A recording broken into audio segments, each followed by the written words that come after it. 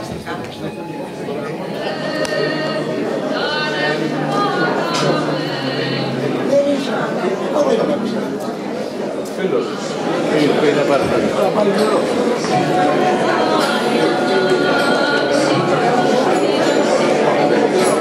κάνει μικρά, καλά είναι. Μπροστά.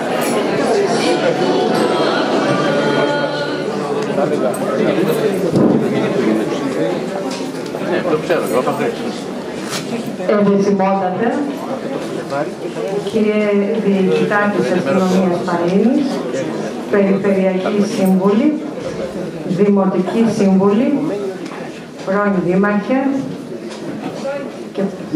και πρώην Δήμαρχος κ. Πετσόπουλος, εκπρόσωποι φορέων, εκλεκτοί προσκεκλημένοι, καλησπέρα σας.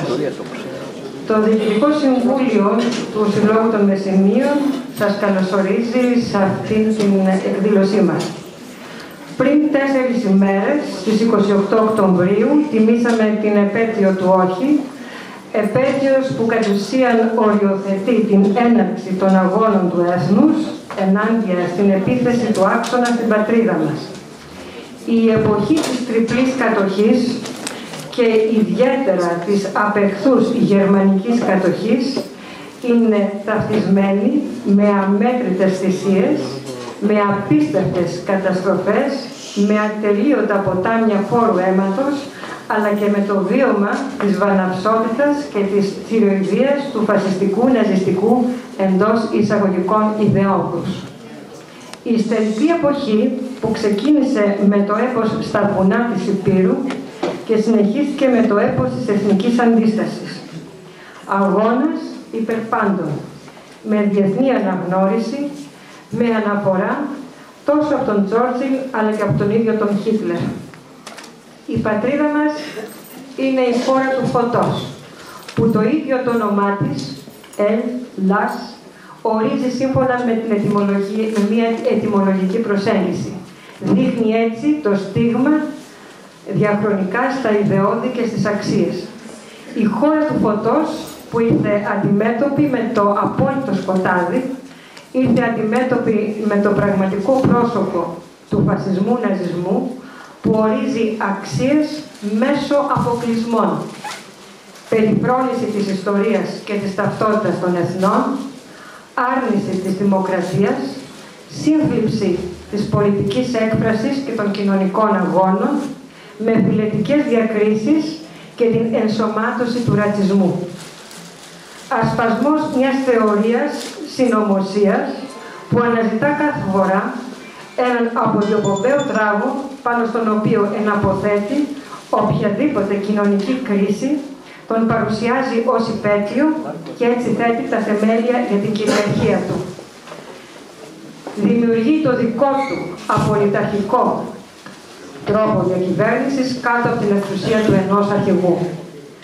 Τα ολοκαυτώματα, η γενοκτονία από την πείνα, οι εκτελέσεις των πατριωτών, η σκοτομία από τους βομβαρδισμούς και τις αδέσποτες σφαίρες, η λαιλασία του εθνικού πλούτου και της περιουσίας των πολιτών και η κλοπή αρχαιοτήτων και όλων των και αρχαιολογικών θησαυρών είναι γεγονότα που δεν περιορίζονται στον ελλαδικό χώρο, δεν απομονώνονται, είναι εγκλήματα πολέμου, εγκλήματα κατά της ανθρωπότητας. Εγκλήματα που βοούν για την αποκατάσταση του δικαίου και τον σεβασμό στις στοιχειώδεις ηθικές αξίες. Γι' αυτό και η σημερινή μας εκδήλωση με την παρουσίαση της ιστορικής, ηθικής και νομικής πλευράς του ζητήματος των γερμανικών επανορθώσεων αποτελεί εκδήλωση μνήμης, προβληματισμού, αφύπνισης, εγρήγορσης αλλά και απέτησης. Σήμερα, στο ζήτημα αυτό, γερμανική κατοχή, γερμανικές επανορθώσεις, έχουμε δύο εκλεκτούς προσκεκλημένους. Δίπλα μας βρίσκεται ο Μανώλης ο Γλέζος,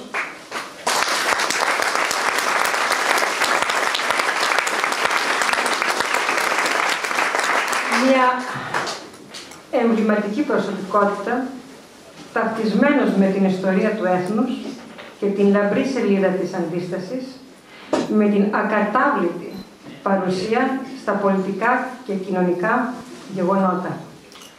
Η στιγμή της αποκαθήλωσης του φασιστικού, ναζιστικού συμβόλου από τον Ιερό Βράχο της Ακροπόλεως, από εσάς και τον Λάκη Σάντα, αποτελεί αιώνια πράξη ηρωισμού και βαθιά αγάπη για την πατρίδα.